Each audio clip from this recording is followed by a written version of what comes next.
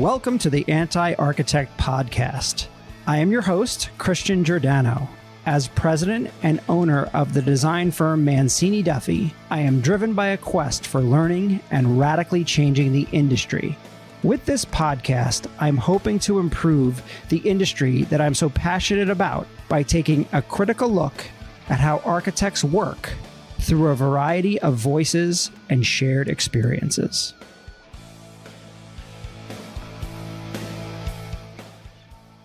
Peter, thank you so much for being my guest here on the Anti-Architect Podcast. Thank you. Thank you for having me. Of course. So SJP Properties and my previous firm, HLW, go way back. Steve Pozycki is a real estate legend in New York and New Jersey. And in the 80s and 90s, Steve and HLW built some of the classic office buildings across the Northeast. Many are the old school ones that I think we're actually taking down and repurposing, but there are some that are many icons that exist, right? And obviously SJP has gone on to do way more than just those sort of suburban office buildings over the years. So I guess my first question is, what did you learn from watching someone like Steve operate, and how did he shape how you lead today? I should have got these questions up front, I guess. No way, it's more fun this way. Yeah, exactly.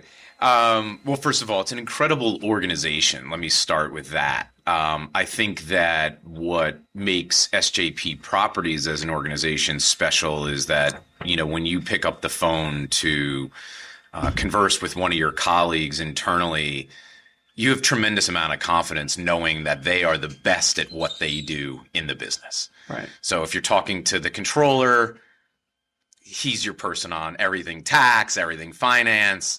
You know, if you're talking to David Welch and the CFO, Andrew Natal, Chris Pastori, sort of COO and heading up core and shell respectively. I mean, it's just an honor to kind of work in an environment where you have so many experts.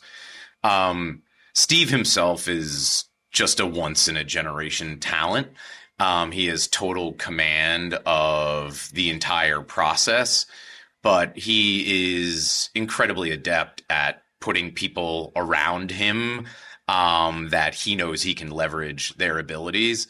And, what I would say separates them is just an extreme discipline, but it's necessary to get that kind of quality. Everyone has a unique way of arriving at outputs, at results. And when you understand that you're there to push excellence, that is never more sort of apparent to you than when you're in a room with Steve and, the other good folks at SJP Properties.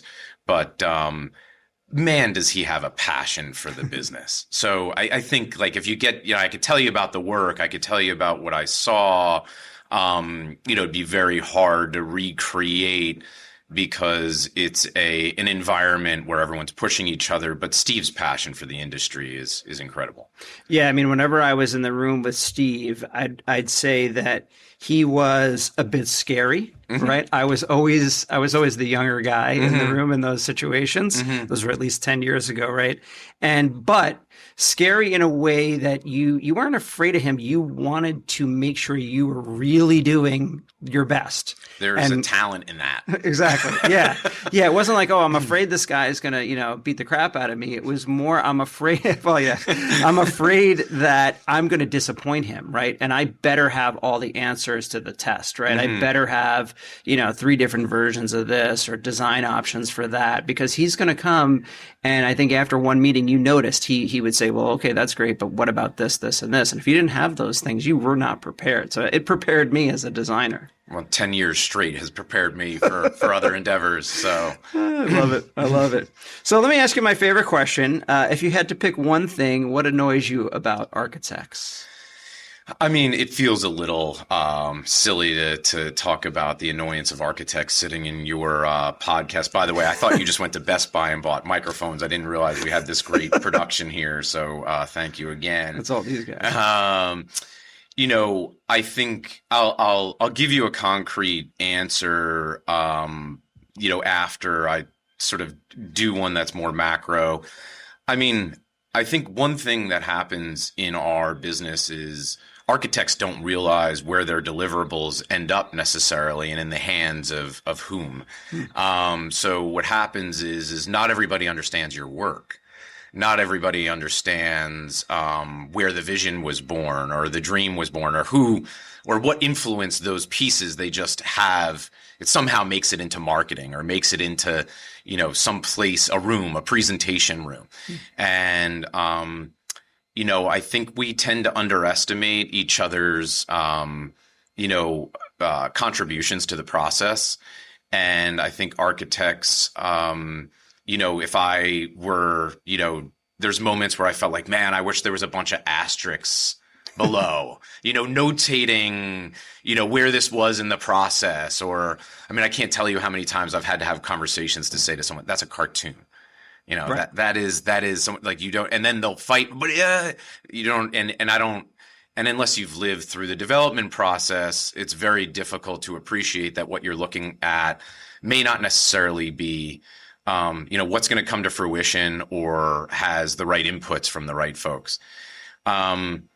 I think, the architectural community as a whole is just an important part of what we do. And I think that there are conventions that are broken about how we go to market together. So I think there's notoriously been this, pursuit of work in independent kind of silos because that's how our business was born. So there tends to be a lot of one-way exchanges with the architectural community. At the same time, I understand why. So I don't know that it's so much annoying as that, we have this, conception of what needs to transpire when we're pursuing new business. But what I have found, especially in today's environment, is that we're partnering with the architectural community more and more.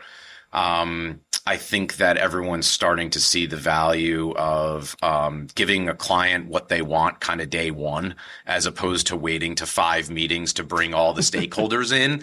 Like, let's just go to work. It's like Spaceballs. Why are we combing the desert? Like, just go. Right. I'm appreciative that I'm starting to see changes in how we go to market together. But the architect, it's funny, at SJP, there was a whole book. You would love this. There was a couple of paragraphs on the untamed architect. Oh, that's great. Yeah, and how they will draw you into trouble. Yes. And overdraw you. And if you don't have the Steve Pozyckis of the world who have command of his craft of development the way that he does, the architect can get to the front of the bus real quick. And man, will they take that bus down roads that, yes, all of a sudden it's beautiful design and over spec. And I'm working on something now that, the owner, spent good money to have designed. The feasibility is it's just not there. Yeah. Yeah. So those are amazing answers. And I think there's a lot to unpack because, first of all, that over design, right? Mm-hmm. You are absolutely correct. And what I find amazing about architects is our fees, right? Everything that's associated with what we're designing, which is especially the time spent, right? We have a tendency to, the minute that project starts, throw that out the window and just start designing like crazy, right? And I guess we are people pleasers. We want to give everybody really great design, which is a great aspect of what we do. But sometimes we're not realistic about where that all fits in the budget and things like that. And we will just draw and draw and draw.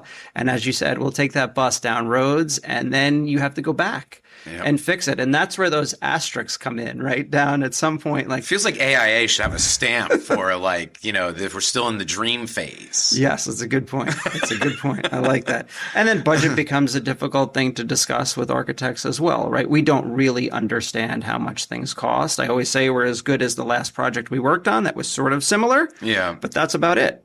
Yeah, it's tough. And especially in an environment where we're coming out of, obviously some inflation, construction costs go up. They very seldom go down. And, it's hard though. I think the architect is in a in a difficult position because, everyone kind of wants that vision, that dream. They want to see their fantasies come to fruition. But then there's the reality of the feasibility and the underwriting and what can be done. Finding that balance. I mean, like any other, endeavor, is so hard, but for you guys, it's particularly difficult. And getting in sync with the other stakeholders is something that I think you really need people that know what you all do and do well to leverage your strengths and your contributions to the process. So it's kind of it's a difficult spot, especially in today's day and age where we're thinking about repurposing, re-envisioning, reimagining. It's not an easy task. Well, I think something you said before was, getting everybody to the table sooner and on the same page, right? Yes. Which for me makes a lot of sense. In an ideal world, we have the client, right? We have the project manager, we have the engineer, us obviously in there, and we have even on the construction side, someone on the construction side that whether it is going to be the selected, contractor that's going to build the thing, or if it's someone that's at least providing costs, if we're all in the room and we can all tell that story together as part of that process, there's less asterisks on the drawings, right? Yeah. We know why decisions were made. We know what was important to the client, why maybe design is pulled forward in the front of house and not in the back of house, or why the boardroom is the way it is versus some other part of a project, right? And so the more we can gather those people and start that project, the less we're just sort of seesawing up and down with design and all those things. Doug Allen, who worked with Steve for many years, great mind, incredible mind, pre-development, construction, really mentored many folks inside SJP, had this phrase, and he said, plan your work, plan your work, plan your work, work your plan. Right. And, internally we were doing, we did, sort of have all the stakeholder, and that was part of the magic too, right? So, you called everyone in at the same time, not at different times. Right. And you get to such a quicker, better result. So, if we can do a version of that kind of out in the field together, I think it produces a better delivery for the client. Yeah. So in terms of, you've seen every kind of architect, right? The visionary, the designer ones, the pragmatist, right? The really technical. What does the perfect architect developer relationship look like to you? Be completely sort of honest, open with each other, like any good relationship. But I think that, when you're iterating together and you're able to like crumple something up and throw it out, or, one that really brings the architect into the fold as part of a vertically integrated process and not one that is a vendor relationship. I happen to think vendor relationships are dangerous as a phenomenon anyway. Yeah. I think it's silly. You don't bring in these professionals as sidecar. Like, why? You're going to go do an office tower somewhere, and God willing, one day we fix the vacancy issue in Jersey City or whatever, and you need to build another building somewhere. I'm just using that because there's glass towers in New Jersey, but I don't know that the architect or any of our community really should be sitting sidecar. Right. They're a partner in the process. So what does the perfect relationship look like? It looks like a partnership where, you can have that tough conversation. You can crumple something up. You can iterate together. And that you're reverse engineering to the market, not to your own visions. Are we listening? Is someone who's a partner that is listening with you? Not a sidecar vendor that you're dictating your vision to. Right. So I don't know that it's an architectural phenomenon so much as it takes the right mix of people to make the relationship work and understand what the mission and the goal is. Yeah, I always say to our folks here, right, you have to listen. And we have to, really understand what the program is or what the desires are or the business needs are. But our job is also to push back a little bit and say, Absolutely. hey, you hired us. We're the professional. We've done this, hundreds of times. You're going down a road here that we know is not right. We think this is actually better for your business case. But we have to be comfortable in doing that, right? And so the client also has to be willing to listen as well, which is, sometimes difficult to do. Right. Yeah, there's no question. Especially, let's be fair, development is a high risk game. So the personalities you tend to interface with are, often pretty set in what they think is the vision. So you're managing that as part of the process for sure. Yeah, for sure. What do you think about how can we get architects to better understand the developer mindset, right? The risk, capital structure, tenants. I feel like we don't really as a profession understand that. We're given a specific task, design, do this, and then we start that process. How do we better understand what a developer might be looking for? I mean, I think that the mistake made by all of us is we tend to track all the successes of everyone in this industry. We don't track the failures. For every successful developer, there's 20,000 not here anymore. And for every person that says they want to be a developer, most of them end up really meaning when you unpack it that they want to be an investor. And I think that I think as a community, we need to evaluate case studies and failure, not case studies and successes. We have the good fortune of, talking to colleagues that have done incredible things, but there's also developers that that have not had successful projects that might have been designed well, that might have been architecturally sound, but mathematically a mess. Yeah, they don't add up. And I think that showing the architectural community that, to the extent that that's what they want to see or know, sort of the dangers of that. You have now you have a piece of artwork, but not a profitable outcome or a successful outcome. So there are plenty of projects that, I don't think the margin in development is what everyone thinks it is most of the time. Even when we see home runs, especially in New Jersey. Yeah. I mean, New Jersey, that is just a whole different podcast, whole different day, whole different hour. There is a bit of what we celebrate in the trades is, sometimes you wish you didn't know. So I would say learning about the failures of the development community would give you a really good understanding of the magnitude of their undertaking. Yeah. And not just look at successes or things that are declared successes. Success, sometimes we're using these things as public relations momentum. Sure. Yeah, I can see that. And I've also experienced, or I'm sure we both have, where a developer, someone that has come from another industry now has made some money and thinks that they can develop. Oh, yeah. Right. And they are super inexperienced in the development world, and they do go down bizarre roads, right? Oh, yeah. And sometimes it is super design focused, and as the architect, it's great. We're just going to build this crazy thing, and who cares what happens at the end of it? But sometimes it's so money focused because they have very limited money, right? They don't actually have the capital. They're leveraging whatever they're leveraging right along the way, and you get a really bad product as a result. So that's a tough one to understand. And what you just highlighted there is how so many developers go BK so fast is they'll, bite off more than they can chew, and the soft costs up front.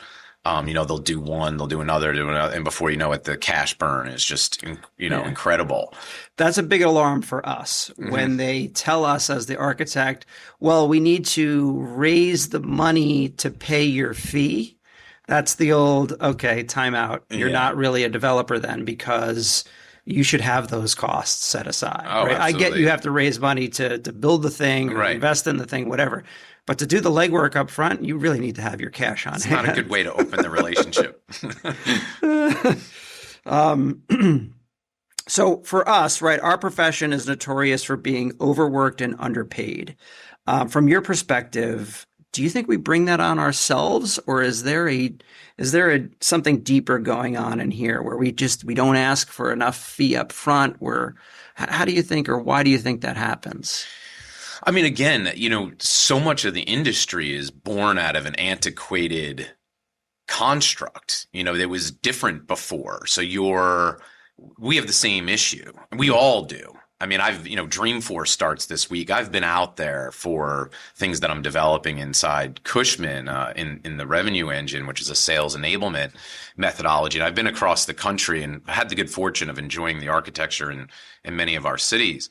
But I think what's happening is you're layering on top, I'll call it often in some of the coaching consulting work we do, like you're repaving the highway and you're repaving over blueprints, but you didn't unpack blueprints. So I think it was born out of your origin, right?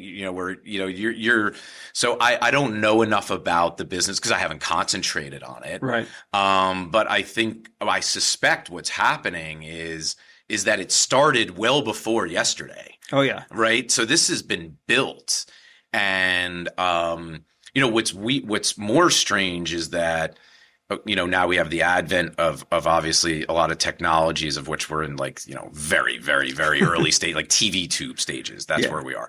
But they're still new. I mean, on the right timeline, blueprint was like yesterday for our industry. Yeah, absolutely. Whereas if you took the equivalent in other industries, many other, the medical, thank God, they propelled beyond. So I think some of those things are born out of the way we used to do it, the way you all used to do it. Yep. And I think it would take more than this time together to unpack. And the overworked part of it is the nature of your client. Yeah. Your client is, on the clock with money. The right ones are on the clock with their own money, correct, somebody else's money. So there's a meter running.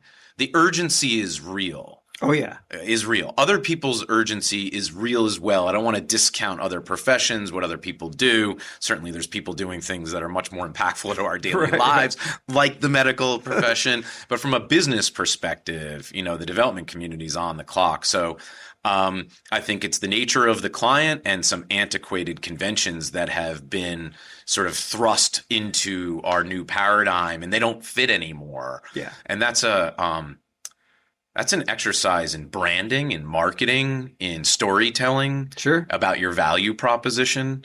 And I think, this notion of being, overused, but being a partner tends to quell that a little bit. Yeah, that's a great answer. So let's kind of look at, your evolution from SJP to Cushman. You spent nearly a decade at SJP Properties, one of the most sophisticated and best developers in the country. You were involved in millions of square feet across New York and New Jersey. You helped launch SJP Project Solutions. What do you think you learned most from being there? That is a tough question. What I learned most from being there, I would say, look, we didn't have any agents on any of our assets that I was overseeing. So what I learned most, I guess, is just the ability to manage a broad spectrum of activities and, components of the business at the same time, and aligning them. The sequence of things is really the answer.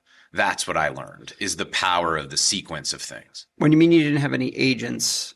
We didn't have, so we didn't have any landlord agents. I wasn't leveraging, whether my time at McCallie, RXR, or SJP, during my, 20 plus career, leasing, deal making, sort of as the beginning unfolded, I never had agents on any of the assets I represented. So I was communicating on behalf of ownership directly with the brokerage.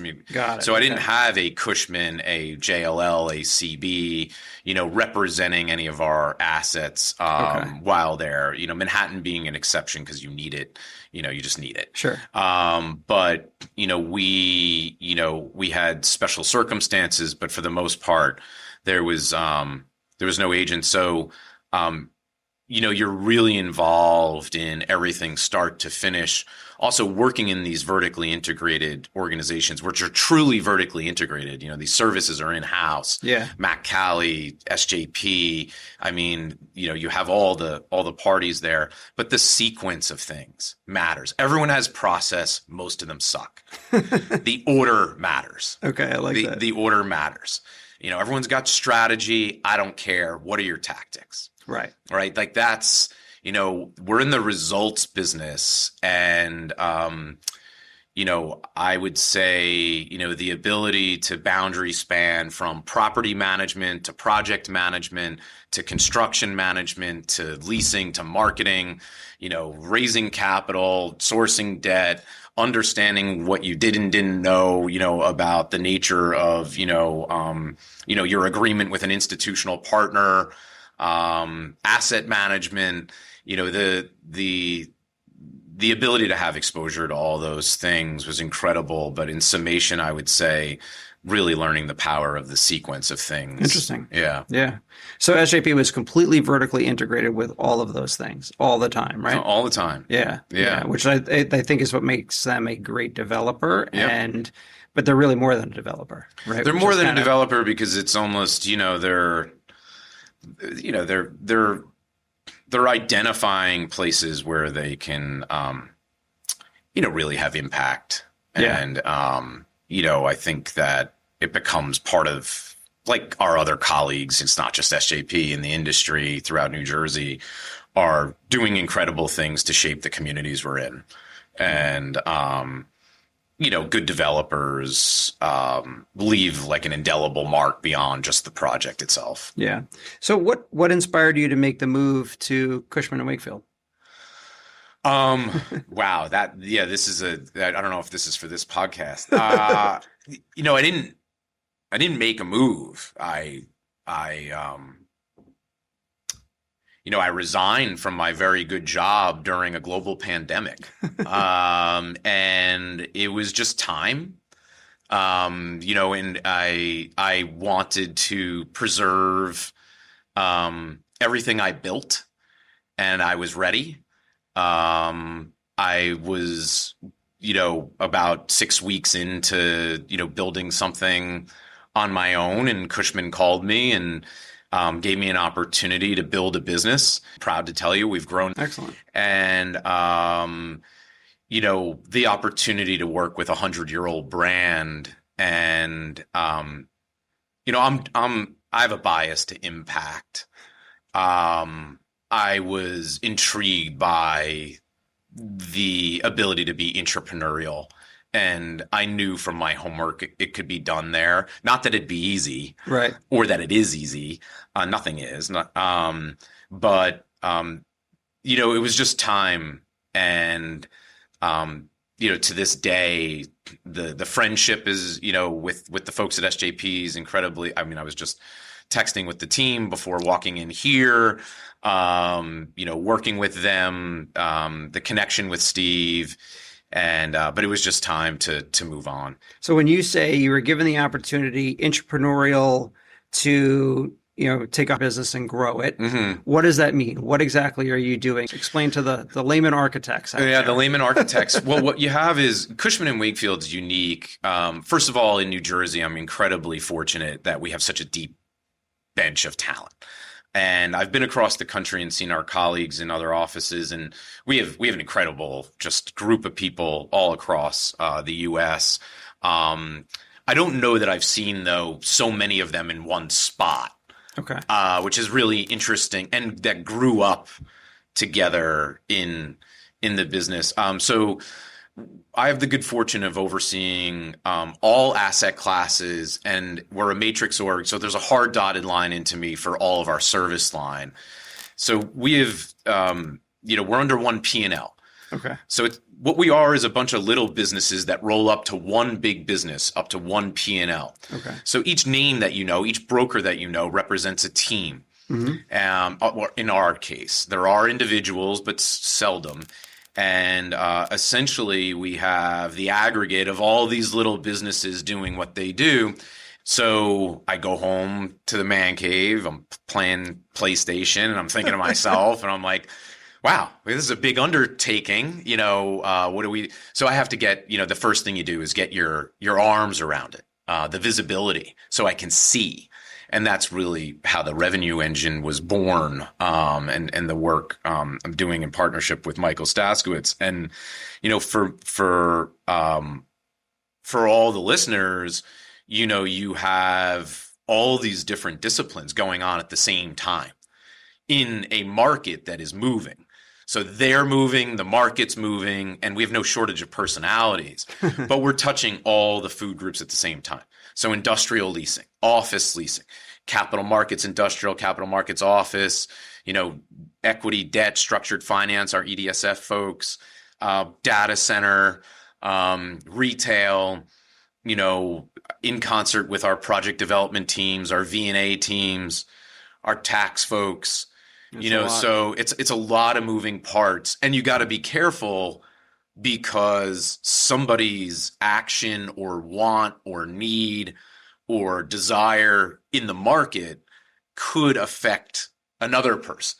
Sure. And so you're internally, externally. Yeah. So the puzzle is massive, which is why a lot of us are attracted to the business. Right. It's never boring. No, that's for sure. It's never boring. No one ever comes home and was like, wow, that was a really boring day in the real estate industry. I don't know how you keep all that straight. I can barely keep, we have hundreds of projects here. We're keeping all those straight. That's a lot of different people, a lot of different personalities, brokerage, project management, how those relate are always difficult too. So internally, externally, some deal making going on in there too. Yeah, absolutely. So, I again, fortunate that we have such a good group. They really are rock stars. I'm not just saying it because I'm on a podcast. I'm sitting in front of you because we share, friends at my competitors together, dear friends. It's, getting them to understand the power of partnerships and the value of each other, though, has been a huge differentiator. It's funny you say that about friends, because you're right. We have very close friends at a lot of these different organizations, right?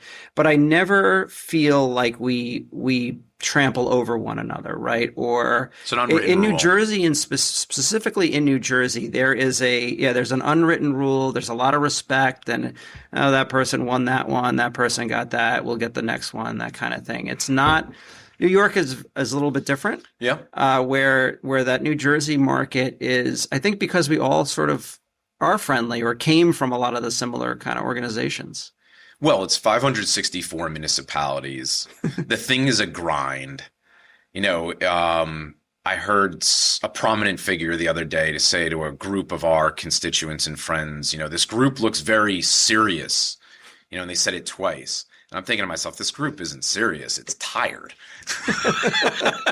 It's tired. It's getting its butt kicked. I think we come from that same mindset, that grind. And let's be honest, and I could say it. I mean, I have so many good colleagues here in New York, as you do, and clients and friends and what have you. I think the accolade means a little less to us in New Jersey than New York. It's true. I think the accolade is a really important thing here. I think the accolade in New Jersey is almost like you're almost too beat up to really digest it by the time you're done with it. So let's rewind a little bit and talk a little bit about your origin story. Where did you grow up? Where'd you go to college? What kind of brought you into the real estate world? Well, probably not a great thing to admit, but I didn't know this existed. And I think that happened for a lot of folks, a little while ago. I grew up in Millburn Short Hills in New Jersey. My parents are, from Brooklyn, and everyone rushing into Brooklyn, they they've always sort of laughed during my upbringing because it was like it took us our whole lives to get out. And everyone's rushing in. They're a throwback. But so I went to Michigan State undergrad. I went to NYU for grad school, and I fell into the business, completely by accident. I didn't know this existed, but I was just graduated Michigan State, and I was helping out my father on a business like knockoff perfumes and colognes, and working in that business. And he told me not to rely on that. And I was on the street one day in Jersey City learning real estate from my good friends at Del Forno in downtown Jersey City. My old man, this wasn't like a family business or anything. Right. This was like we were trying to get something going again. And, he called me. He's like, well, where are you? We'll put it this way. My upbringing prepared me to work at SJP for 10 years. He fired me on the street, and that's how I got in the business. Your father fired you? Yeah. He's like, well, he told me to go do other things. Yeah. But that generation, like they tell you one thing and they mean another, like they don't say it the way, whatever. Right. And we have the benefit at our stage of life of speaking 100 years of human being, right? I could speak boomer, down to Z. Like we have a unique ability to speak a lot of different languages. And next thing I knew, I was living in my buddy's basement on 79th Street in North Bergen, and that's great. Yeah, that's how I started. That's great. I love it. And you went to the real estate NYU? Is that? I did. Which is a really great program. It's a great program. I thought about going there at one point. Yeah, giving up the architecture thing. Well, I think that it's funny. You'd probably be a guest lecturer at this point, and they welcome you with open arms. The program was great. It was before it was Shack. And, undergrad real estate programs didn't exist when I went to school. Yeah. And now they're popping up all over the place. And I hear from so many, next gen folks that have taken advantage of that. But I went to NYU for grad school while I was at Mac Cali. So, doing 100 deals a year plus the classroom will get you pretty ramped up on the language quick. Yeah. Matt Kelly was aggressive at that time too. They were. Yeah. They were. I mean, they were in a good position for a long time. Put it that way. So I'd love to talk a little bit about sort of the future of, real estate development, kind of the industry that you're in. But really start with a project called M Station, right? Which is an SJP project, but you were very, very involved in it. Because I think it's the perfect case study for what a new commercial office building should look like, right? How it was designed, kind of how how it engages the community even. Plus I was just there and got a cool tour from Warren and Jason Leeds, who did all the hospitality in there. And I was blown away. I was very, very impressed, and I could see. So can you describe that property a little bit? And then, how do you see that? How did that transform Morristown? And, how do you see that potentially developing similar projects like that in other cities? I mean, I think the key to M Station, there was a lot of keys. There was several developers that had tried, to partner with the ownership in the past. And as Steve and SJP have been known for, they were really good at sort of timing, but placemaking, I think, as much as, the architecture is beautiful, that, we tend to want to Mm-hmm. immediately identify the hospitality model that you saw inside Santa Fe's, premises. I think that, M Station sort of kicked off, in my mind, the greater need for placemaking, even before, obviously, COVID, because it started before. That sense of arrival, what it did to, the plaza, and the setback, those 50-foot setbacks from the sidewalk. An office tends to get, misconstrued. I think it's kind of misunderstood, in terms of its impact into our cities, our towns, in this case in Morristown, in the town of Morristown, what it does to create vibrancy. Mm-hmm. And I think that, to me is as much about that place, and it was controversial though, because there was a lot of useful for the community, a lot of useful retail there.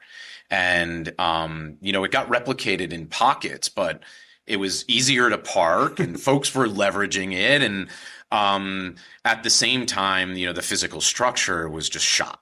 Yeah. And it badly needed to be redeveloped.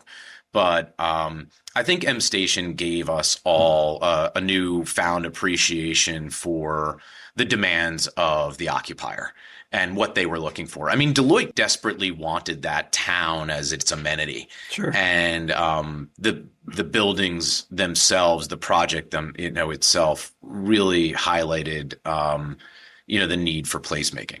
Yeah, and you see now, and I see it personally, right? We opened up our Red Bank office. We or our Millburn office as well. What we like about those offices is that they are around other things, right? That there's a reason to go to the office, not just to sit in the office, right? Yeah. When probably 90% of our project meeting calls these days are still, over Teams or Zoom or something like that, right? I mean, besides going to a site, you don't really need to go to the office. And from a client point of view, I think from a cultural point of view and from a learning point of view, you should be in the office. But I think that more cities, or it's hard for me to call Morristown a city. It's really like a big town. It is a town. I've learned the hard way. It is a town. Right. It is a town, but there are amenities there, and there's a reason why people want to go there. And I think it's a great model for the future of other towns like that to develop some real product, that's a real office building. Oh, yeah. It is no joke. Oh, yeah. And it's got real amenities, and it can be, you're influxing a ton of people into that town on a daily basis, which is actually really good for those residents and that town. Well, look, we're doing, going to try to do something similar. We're representing, Streetworks in Hudson Bay in Westfield, on their project there. I mean, Morristown is unique too, that in the sense that it was ready. The town was mature enough to be able to handle a Deloitte presence, a Sanofi presence. That part of town lent itself well. You were kind of filling in something that was a natural site to kind of bridge the train station community to the green. Sure. So a lot of things have to go right when we talk about the assemblages, the ability to do it, and then our favorite topic in all of our downtowns, where you're going to park everybody. Right. But that's a problem in every downtown. Exactly. Yeah. No one wants to build a parking garage. So that's right. It's hard. So what's your read on where the market is headed right now, especially in the tri-state region? It's really hard to tell. This is a market environment where you have a lot of the sort of proverbial dials have been stuck for a while, especially in New Jersey, because you don't have the ability, you don't have the benefit of rent growth the way you do in New York. Mm-hmm. So, New York starts to get supply constrained and rents go up, and you can rationalize improvements and better architectural design and placemaking and interiors and amenities. I think the short answer is faster. I think, speed is here to stay. Mm-hmm. I think anyone who's waiting for those moments that felt like what it felt like, before COVID, like the ship has sailed. I think speed. I think that, our collective ability to be innovative is going to be the difference, and finding our niches. Our deliverables, what we do, the value proposition of our work is more narrow. Sure. And will continue to get compressed and challenged, not because it's that anyone's going to be doing it better, but because people think they might be able to, or do it on their own, or whatever it is. And the only thing I worry about that is that means that we may end up with more messes on the rebound, which is not really what we need. Yeah. Luckily, we're built for that. But I would say it's hard to see, but I think speed and I do think, creating environments that, to your point, that people want to be in is such a critical part. Everything's moving to a hospitality model. Absolutely. Your residential, your office, your industrial, everything's moving to a hospitality model. So creating that sense of place that people can feel like they're a part of. Plus, I mean, it's again a topic for a whole nother podcast. I just think that what you all do, what the development community does to create that sense of environment we want to be in is really important to the mental health of the working professional. It's just I did it. By the way, if you did the work from home thing and loved it, I could tell you from my experience when we had to pivot that way, you were doing it wrong. It was awful. I agree. I totally agree. It was, and I didn't know when the day stopped or started. Yeah. I started to hate a room that I loved. Yep. I totally agree. And I couldn't look over there anymore. Yep. And I just feel like it's a lot healthier. If that means that we need to develop closer to where our talent is. Well, I know plenty of people that are really interested in making that happen. Listen, I'm the case study for that. I started my Red Bank office, which is 10 minutes from my house, specifically for that reason. Me and one of our other partners, we didn't want to sit in our house anymore. And it worked out great because we attracted talent in that area, and now we're doing a ton of work in Monmouth County, Netflix, other giant projects. We're kind of like the big architecture firm in this small little community. So you never know what those kind of opportunities might bring. It's a great town. And I think one thing that's funny about that, when we talk about Red Bank and Monmouth County, man, have folks underestimated the skilled labor pool down in that part of New Jersey. Yeah. And that really is our differentiator as a state, is that skilled labor, but some great stories down there. Yeah, people don't want to commute all the way to New York City, but they have no problem coming to some of those more local towns. Yeah. And they are just as talented as anyone here. So I think COVID had a huge impact on the appreciation of New Jersey's downtowns, communities, and the suburban markets, concentric circles around our downtowns. Without a doubt. So a couple more questions. What on the technology side, what do you see Cushman doing as far as AI tools, and have you spoken about that? Because obviously a hot topic. You mentioned we're at first base with that. But. Oh yeah, I mean, Cushman has made considerable investment and is working on a lot of different initiatives. Some of which haven't launched yet, so I can't get into them, but. The majority of them focused around, client focused and what we're going to be able to do for our clients. Internally, we're leveraging Copilot and things of that nature, lease abstractions, things like that. We're using AI to sort of aggregate, organize all sorts of data on a daily basis. We have an incredible partnership with Salesforce and building certain agents, to kind of speed along some of our process and how we query our systems to find information that we need. So Cushman is extremely dedicated to this. I don't want to cite it because I don't know if it's public, but there's been considerable investment, I'm sure, into AI, and really, we're seeing kind of two different versions, what we're using it for internally, and then what we're building for the benefit of our clients. And, I think a lot of people say this, but in terms of our brokerage professionals, it's those that are going to leverage AI as a tool that'll really be at the forefront of, continued success in the industry. Yeah, one thing that we talk about here, we do a lot of AI and technology here in this room. You're kind of seeing that, but we wonder, is it time to start hiring a specific person for an AI prompter? We have right? two. Do we need to do that? Right. Yeah. Which is interesting. It's we totally do. Different thing. We have two. We have a person with their title, with AI in their title. We have somebody dedicated on our capital markets team. We are. Anything New Jersey, anything that happens in New Jersey, Pennsylvania, Delaware, I have a core team of people, that I work with, and we tend to raise our hands first to pilot anything and everything. Yeah. Very cool. So as we wrap up, is there anything we haven't covered that you'd like to tell the listeners?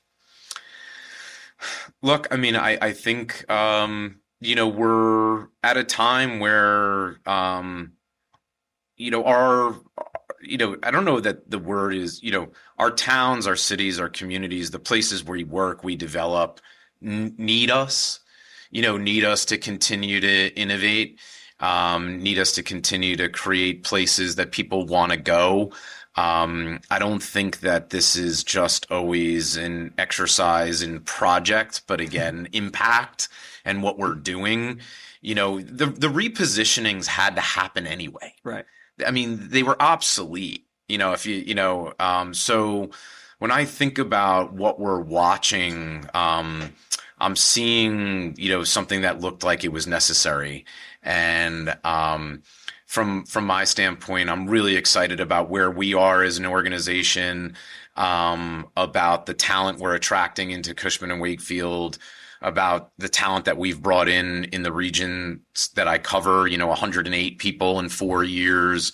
I think the future is bright. I know that we're entering and we've been in a time where there's some stagnation, certainly some challenges. I'm hyper aware of all of them, but I think as a real estate industry, it's our time to sort of step up. And just the idea that it's hard work. We chose this line. We chose this profession. So explaining it to our colleagues, our friends, our families about what we go through in the slog, they don't care. And no one cares. They just want results, and they want places. They want outcome. They want growth. They want a place of arrival for their employers, or for their employees, in the case of the occupier. And, we have a responsibility to deliver that. And the fact that it's been tough up to now was good training. I love it. Yeah. And people know a great place when they're there. Absolutely. That is for sure. Absolutely. Peter, thank you for being my guest here on the Anti-Architect podcast. It was amazing to finally sit down and actually have a chat with more than just saying hello here and there, and working on projects together. Congratulations on everything you've built. And I'm excited to see kind of how you take this next chapter. Sounds good. Thank you for having me. Appreciate it. Absolutely. So to learn more about Peter and Cushman Wakefield, you can visit cushmanwake.com, and you can certainly find Peter on LinkedIn, and we'll link everything on the show. Sounds good. Thanks Awesome. Again for having me. Thank you all.